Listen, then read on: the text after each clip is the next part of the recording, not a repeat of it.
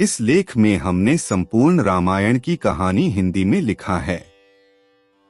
यह हमने लघु रूप में लिखा है, जिसमें हमने इस महाकाव्य के मुख्य भागों को विस्तार रूप में बताया है। इसकी रचना महर्षि वाल्मीकि ने की थी।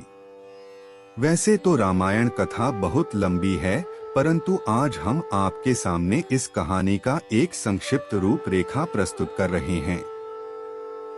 रामायण की कहानी मुख्य रूप से बालकांड, अयोध्या कांड, अरण्य कांड, किष्किंधा कांड, सुंदरकांड, लंका कांड और उत्तरकांड में विभाजित है। रामायण के महाकाव्य में 24,000 छंद और 500 सर्ग हैं, जो कि 7 भागों में विभाजित हैं। रामायण श्री राम, लक्ष्मण, सीता की एक अद्भुत अमर कहानी है, जो हमें विचारधारा, भक्ति, कर्तव्य, रिश्ते, धर्म और कर्म को सही मायने में सिखाता है।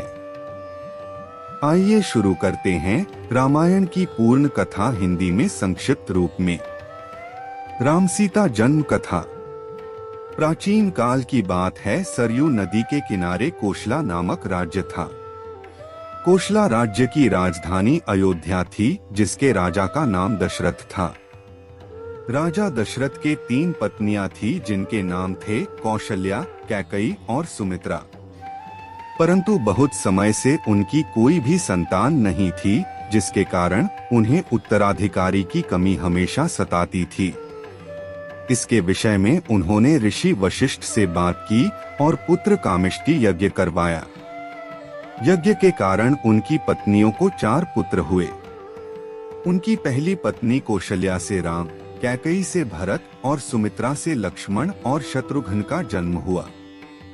सभी राजकुमार शास्त्रों और युद्ध कला में निपुण थे। जब राम 16 वर्ष के हुए, तब ऋषि विश्वामित्र राजा दशरथ के पास गए और यज्ञ में विघ्न डालने वाले राक्षसों का अंत करने में राम और लक्ष्मण की मदद मांगी। राम और लक्ष्मण ने इस कार्य को आदर से मान और कई राक्षसों का अंत किया, जिसके फलस्वरूप उन्हें ऋषि विश्वामित्र ने कई दिव्य अस्त्र प्रदान किए। एक दूसरे प्रदेश मिथिला के राजा जनक भी निसंतान थे। ऋषियों के कहने पर राजा जनक ने अपने राज्य के खेत में हल चलाना शुरू किया। हल चलते समय उन्हें एक धातु से टकराने की आवाज आई।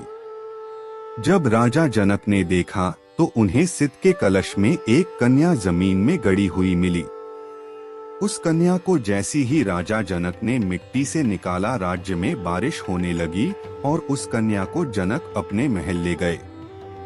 सित के कलश में पाने के कारण उस कन्या का नाम सीता रखा गया। श्री राम और सीता विवाह। धीरे धीरे सीता बड़ी हुई और उनके विवाह का समय आया।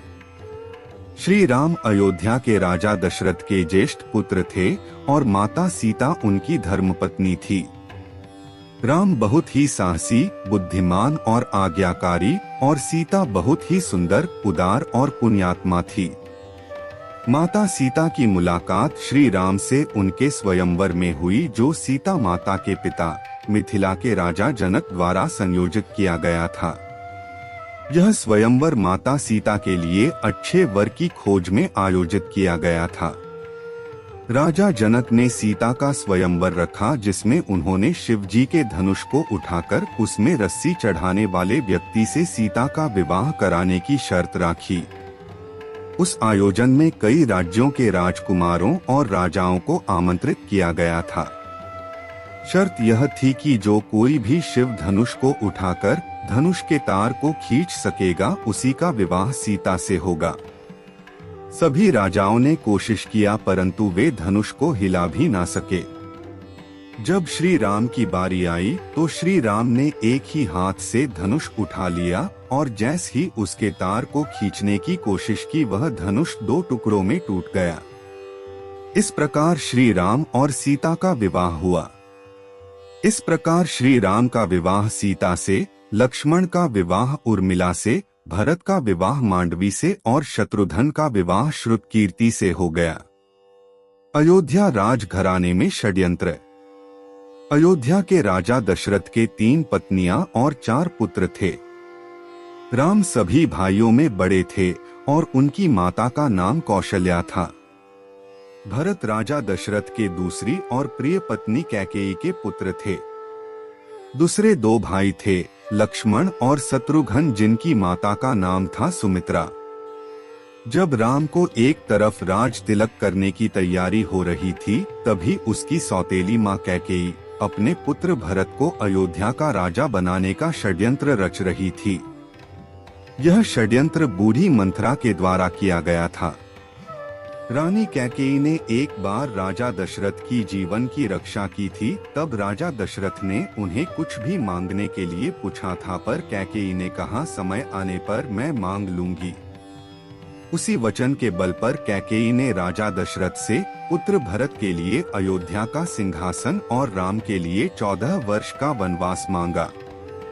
श्री राम तो आज्ञाकारी थे, इसलिए उन्होंने अपने सौतेली माँ कैकेयी की बातों को आशीर्वाद माना और माता सीता और प्रिय भाई लक्ष्मण के साथ 14 वर्ष का वनवास व्यतीत करने के लिए राज्य छोड़कर चले गए।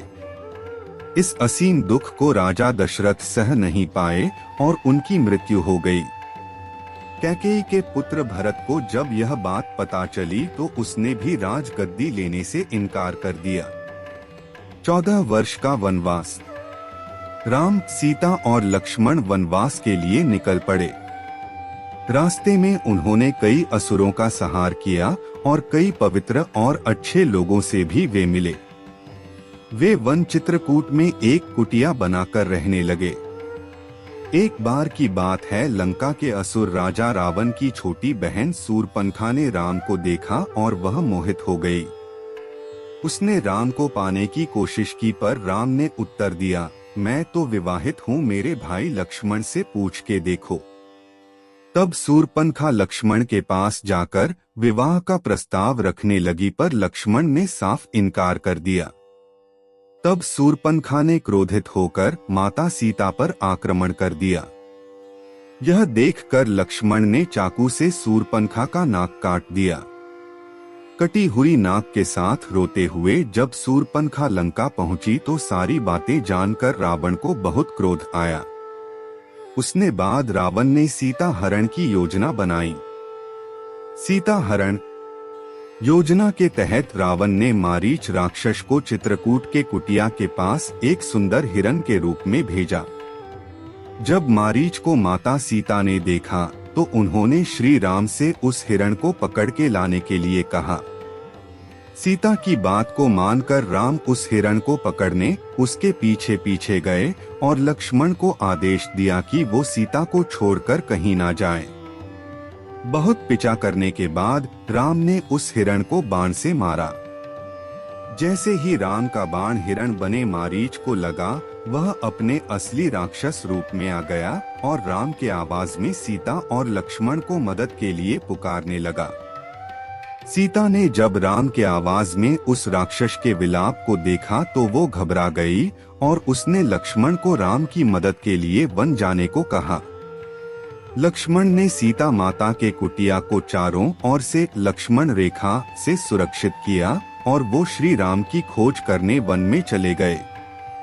योजना के अनुसार रावण एक साधु के रूप में कुटिया पहुंचा और भिक्षाम देही का स्वर लगाने लगा।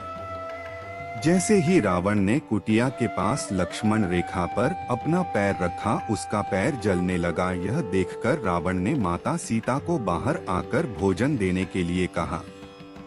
जैसे ही माता सीता लक्ष्मण रेखा से बाहर निकली, रावण ने पुष्पक विमान में सीता माता का हरण कर लिया।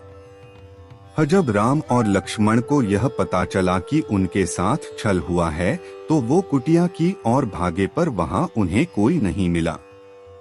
जब रावण सीता को पुष्पक विमान में लेकर जा रहा था, तब बूढ़े जटायु पक्षी ने रावण से सीता माता को छुड़ाने के लिए युद्ध किया, परंतु रावण ने जटायु का पंख काट डाला। जब राम और लक्ष्मण सीता को ढूंढते हुए जा रहे थे तो रास्ते में जटायु का शरीर पड़ा था और वो राम राम विलाप कर रहा था। जब राम और लक्ष्मण ने उनसे सीता के विषय में पूछा तो जटायु ने उन्हें बताया कि रावण माता सीता को उठा ले गया है और यह बताते बताते उसकी मृत्यु हो गई। राम और हनुमान। हनुमान किष्किंधा के राजा सुग्रीव की वानर सेना के मंत्री थे। राम और हनुमान पहली बार ऋषिमुख पर्वत पर मिले, जहां सुग्रीव और उनके साथी रहते थे। सुग्रीव के भाई बाली ने उससे उसका राज्य भी छीन लिया और उसकी पत्नी को भी बंदी बनाकर रखा था। जब सुग्रीव राम से मिले, वे दोनों मित्र बन गए। जब रावण पुष्पक विमान में सीता माता को ले जा रहा था, तब माता सीता ने निशानी के लिए अपने अलंकार फेंक दिए थे। वो सुग्रीव की सेना के कुछ वानरों को मिला था। जब उन्होंने श्री राम को वो अलंकार दिखाए तो राम और लक्ष्मण के आंखों में आंसू आ गए। श्री राम ने बाली का वध करके सुग्रीव को किष्किंधा का राजा दोबारा बना दिया। सुग्रीव ने भी मित्रता निभाते हुए राम को वचन दिया कि वो और उनकी वानर सेना भी सीता माता को रावण के चंगुल से छुड़ाने के लिए पूरी जी जान लगा देंगे। वानर सेना। उसके बाद हनुमान, सुग्रीव, जामवंत ने मिलकर सुग्रीव की वानर सेना का नेतृत्व किया और चारों दिशाओं में अपनी सेना को भेजा। सभी दिशाओं में ढूंढने के बाद भी कुछ न मिलने पर ज्यादातर सेना वापस लौट आए।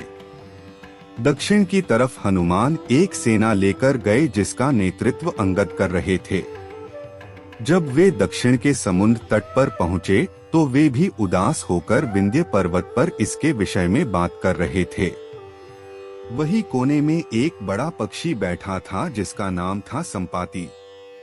संपत्ति वानरों को देखकर बहुत खुश हो गया और भगवान का शुक्रिया करने लगा इतना सारा भोजन देने के लिए। जब सभी वानरों को पता चला कि वह उन्हें खाने की कोशिश करने वाला था, तो सभी उसकी घोर आलोचना करने लगे और महान पक्षी जटायु का नाम लेकर उसकी वीरता की कहानी सुनाने लगे। जैसे ही जटायु की मृत्यु की बात उसे पता चला, वह जोर जोर से विलाप करने लगा।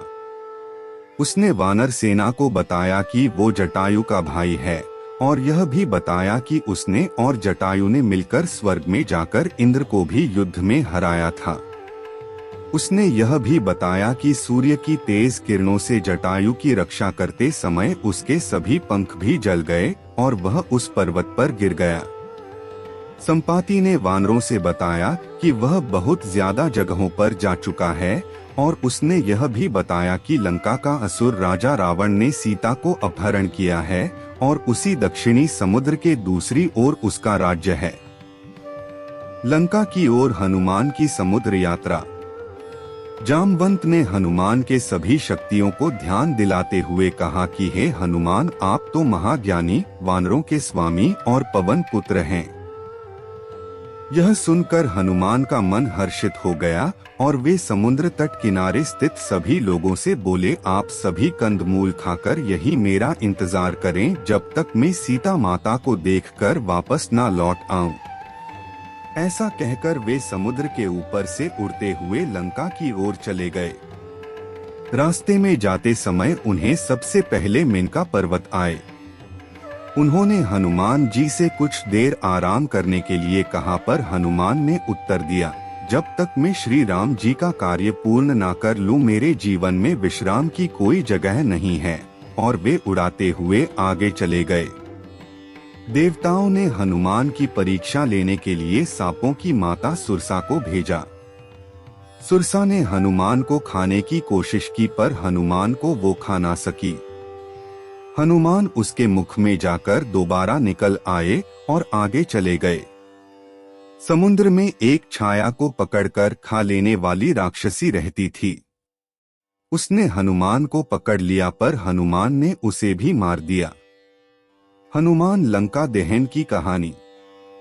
समुद्र तट पर पहुंचने के बाद हनुमान एक पर्वत के ऊपर चढ़ गए और वहां से उन्होंने लंका की ओर देखा। लंका का राज्य उन्हें दिखा, जिसके सामने एक बड़ा द्वार था और पूरा लंका सोने का बना हुआ था। हनुमान ने एक छोटे मच्छर के आकार जितना रूप धारण किया और वो द्वार से अंदर जाने लगे।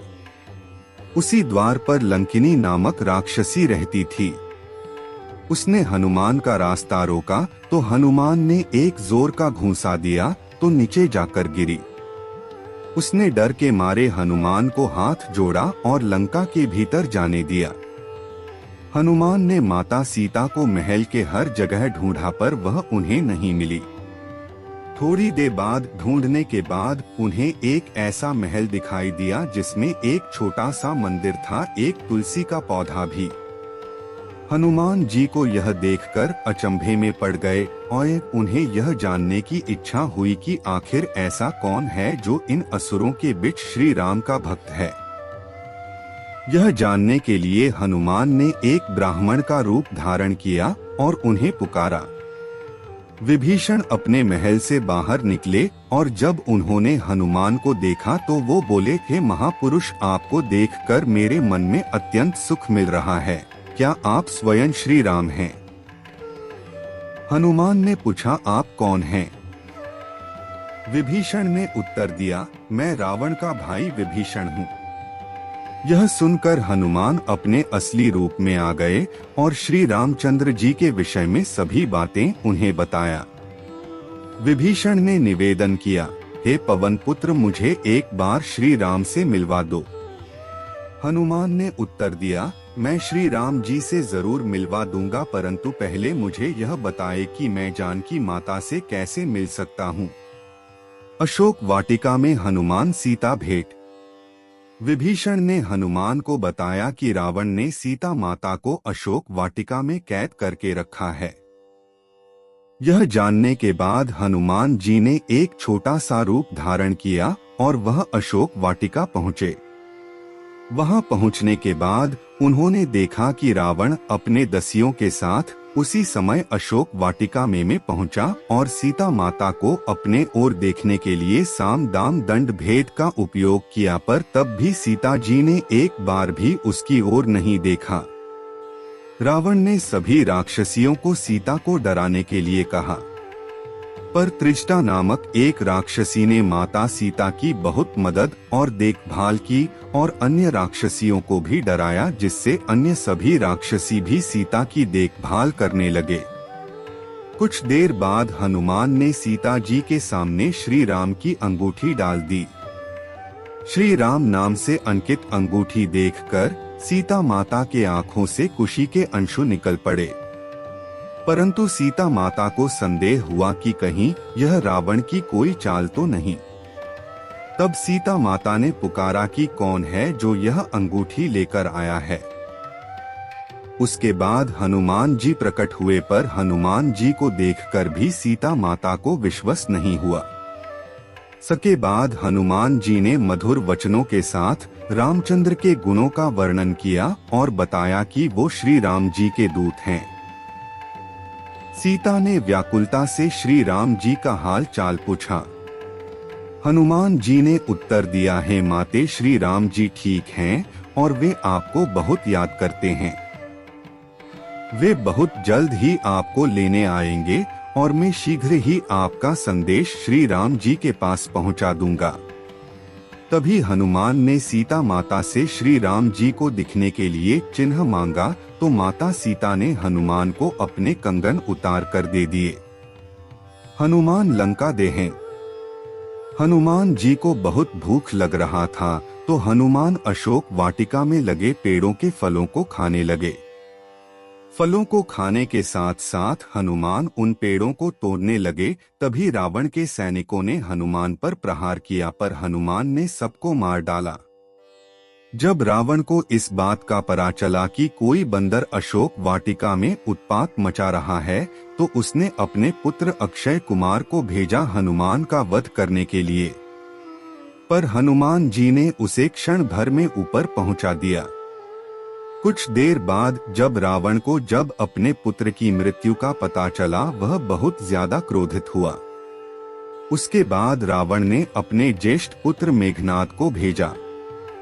हनुमान के साथ मेघनाद का बहुत ज्यादा युद्ध हुआ, पर कुछ न कर पाने के बाद मेघनाद ने ब्रह्मास्त्र चला दिया। ब्रह्मास्त्र का सम्मान करते हुए हनुमान स्वयं बंधक बन गए। हनुमान को रावण की सभा में लाया गया। रावण हनुमान को देखकर हंसा और फिर क्रोधित होकर उसने प्रश्न किया, रे वानर, तूने किस कारण अशोक वाटिका को तहस-नहस कर दिया?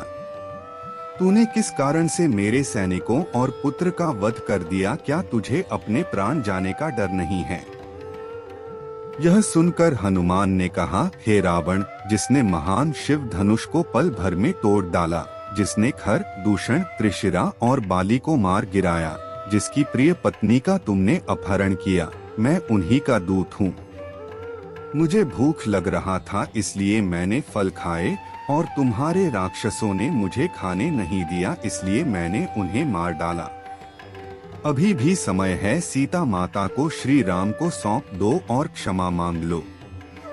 रावण हनुमान की बात सुनकर हंसने लगा और बोला, रे दुष्ट, तेरी मृत्यु तेरे सिर पर है। ऐसा कहकर रावण ने अपने मंत्रियों को हनुमान को मार डालने का आदेश दिया। यह सुनकर सभी मंत्री हनुमान को मारने दौड़े। तभी विभीषण वहां आ पहुंचे और बोले, रुको, दूत को मारना सही नहीं होगा, यह नीति के विरुद्ध है। कोई और भयानक दंड देना चाहिए। सभी ने कहा, बंदर का पूंछ उसको सबसे प्यारा होता है, क्यों ना तेल में कपड़ा डुबाकर इसकी पूंछ में बंधकर आग लगा दिया जाए। हनुमान की पूंछ पर तेल वाला कपड़ा बंधकर आग लगा दिया गया। जैसे ही पूंछ में आग लगी, हनुमान जी बंधन मुक्त होकर एक छत से दूसरे में कूदते गए और पूरी सोने की लंका में आग लगा के समुद्र की ओर चले गए और वहां अपनी पूंछ पर लगी आग को बुझा दिया। वहां से सीधे हनुमान जी श्री राम के पास लौटे और वहां उन्होंने श्री राम को सीता माता के विषय में बताया और उनके कंगन भी दिखाए। सीता माता के निशानी को देखकर श्री राम भावुक हो गए। प्रभु राम सेतु बंध। अब श्री राम और वानर सेना की चिंता का विषय था, कैसे पूरी सेना समुद्र के दूसरे ओर जा सकेंगे। श्री राम जी ने समुद्र से निवेदन किया कि वे रास्ता दें ताकि उनकी सेना समुद्र पार कर सके, परंतु कई बार कहने पर भी समुद्र ने उनकी बात नहीं मानी। तब राम ने लक्ष्मण से धनुष मांगा और अग्नि बाण को समुद्र पर साधा, जिससे कि पानी सूख जाए और वे आगे बढ़ सकें। जैसे ही श्री राम ने ऐसा किया, समुद्र देव डरते हुए प्रकट हुए और श्री राम से माफी मांगी और कहा, हे नाथ, ऐसा ना करें, आपके इस बाण से मेरे में रहते वाले सभी मछलियां और जीवित प्राणी का अंत हो जाएगा। श्री राम ने कहा, हे समुद्र देव, हमें यह बताएं कि मेरी यह विशाल सेना इस समुद्र को कैसे पार कर सकते हैं। समुद्र देव ने उत्तर दिया, हे रघुनंदन राम, आपकी सेना में 2 वानर हैं, नल और नील, उनके स्पर्श करके किसी भी बड़े से बड़े चीज को पानी में तैरा सकते हैं। यह कहकर समुद्र देव चले गए। उनकी सलाह के अनुसार नल और नील ने पत्थर पर श्री राम के नाम लिखकर समुद्र में फेंक के देखा तो पत्थर तैरने लगा। उसके बाद एक के बाद एक करके नल नील समुद्र में पत्थर को समुद्र में फेंकते रहे और समुद्र के अगले छोर तक पहुंच गए। लंका में श्री राम की वानर सेना। श्री राम ने अपनी सेना के साथ समुद्र किनारे डेरा डाला। जब इस बात का पता रावण की पत्नी मंदोदरी को पता चला तो वो घबरा गई और उसने रावण को बहुत समझाया, पर वह नहीं समझा और सभा में चले गया। रावण के भाई विभीषण ने भी रावण को सभा में समझाया और सीता माता को सम्मान पूर्वक श्री राम को सौंप देने के लिए कहा, परंतु यह सुनकर रावण क्रोधित हो गया और अपने ही भाई को लात मार दिया, जिसके कारण विभीषण सीढ़ियों से नीचे आ गिरे। विभीषण ने अपना राज्य छोड़ दिया और वो श्री राम के पास गए।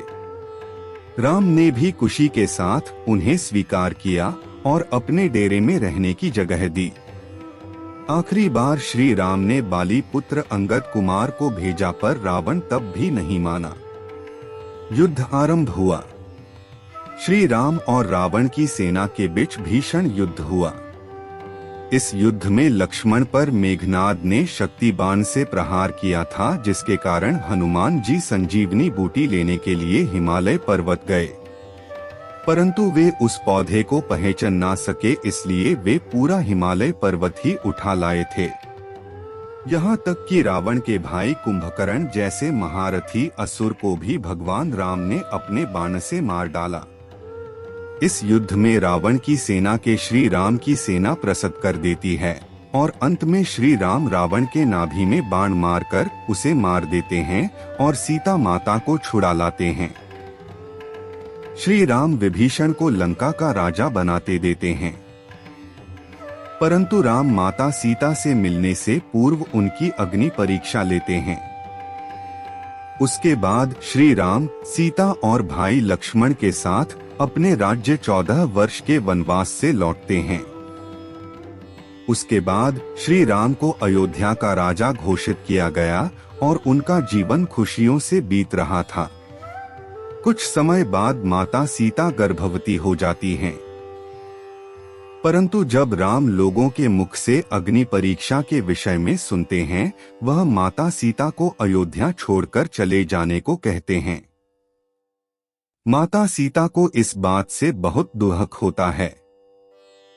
महर्षि वाल्मीकि उन्हें अपने आश्रम में आश्रय देते हैं। लवकुश का जन्म। वही माता सीता 2 पुत्रों को जन्म देती हैं, जिनका नाम लव और कुश दिया गया। लव और कुश ने महर्षि वाल्मीकि से पूर्ण रामायण का ज्ञान लिया। वे दोनों बालक पराक्रमी और ज्ञानी थे। अश्वमेध यज्ञ। श्री राम ने चक्रवर्ती सम्राट बनने और अपने पापों से मुक्त होने के लिए अश्वमेध यज्ञ किया। यह यज्ञ करने का सुझाव उनके छोटे भाई लक्ष्मण ने दिया था। इस यज्ञ में एक घोड़े को स्वच्छंद रूप से छोड़ा जाता था। वह घोड़ा जितना ज्यादा क्षेत्र तक जाता था, उसे राज्य में सम्मिलित कर दिया जाता था। इस यज्ञ को पत्नी के बिना नहीं हो सकता था, इसलिए श्री राम ने माता सीता का स्वर्ण मूर्ति भी बनवाया था। जब श्री राम का घोड़ा स्वच्छंद रूप से छोड़ा गया, तब वह भी एक राज्य से दूसरे राज्य में गया। जब वह घोड़ा महर्षि वाल्मीकि के आश्रम के पास पहुंचा, तो लवकुश ने उसकी सुंदरता देखकर उसे पकड़ लिया। जब राम को पता चला, तो उन्होंने अपनी सेना को भेजा, परंतु लवकुश से युद्ध में सब हार गए।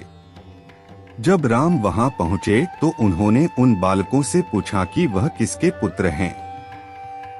तब लवकुश ने माता सीता का नाम लिया। जब राम ने यह सुना, तो उन्होंने बताया कि वह उनके पिता हैं। यह सुनकर लवकुश भी बहुत खुश हुए और राम से गले मिल गए। उसके बाद वे माता सीता से आश्रम जाकर मिले। उसके बाद श्री राम माता सीता और लवकुश को लेकर अयोध्या लौट आए। आशा करते हैं आपको रामायण की यह कथा संक्षिप्त रूप में आपको अच्छा लगा होगा।